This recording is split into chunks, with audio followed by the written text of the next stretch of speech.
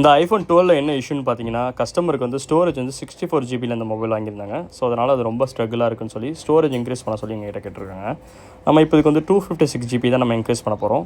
இப்போ பார்த்தீங்கன்னா இதே சேம் மதர் போர்ட்லேயே நம்ம இந்த ஸ்டோரேஜ் இன்க்ரீஸ் பண்ண முடியும். அதுதான் நாங்கள் பண்ணி காட்டுறோம் பாருங்கள். இதுக்கு வந்து பெருசாக மொபைலில் எதுவும் ஒர்க் பண்ண அவசியம் இல்லை. இப்போ இந்த NAND ஐசி இருக்குது பார்த்தீங்களா, இதை ரீப்ளேஸ்மெண்ட் பண்ணாலே ரெடி ஆயிரும். இது வந்து 64 ஜிபி NAND ஐசி. இதில் வந்து நம்ம 256 ஜிபி வச்சுக்கலாம். இப்போ ரிமூவ் பண்ணியாச்சு. புது 256 ஜிபி NAND நம்ம இதில் ஃபிக்ஸ் பண்ணிட்டோம். இப்போ நம்ம ஃப்ளாஷ் பண்ணிவிட்டு ஃபோன் ஆன் பண்ணால் ஸ்டோரேஜ் இன்க்ரீஸ் ஆகிடும்.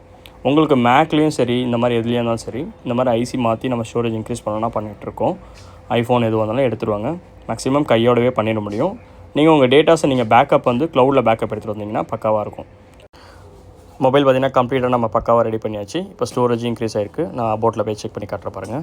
256 ஜிபி வந்துடும். சீரியல் நம்பர் எல்லாமே சேம் தான்.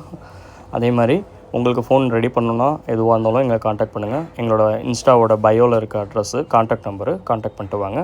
ஸ்டோரேஜுக்கு வந்து ஸ்டார்டிங் வந்து 4லேருந்து நம்ம ஸ்டார்ட் பண்ணிகிட்ருக்கோம் ப்ரைஸு. நீங்கள் காண்டாக்ட் பண்ணுங்கள் எதுவாக இருந்தாலும்.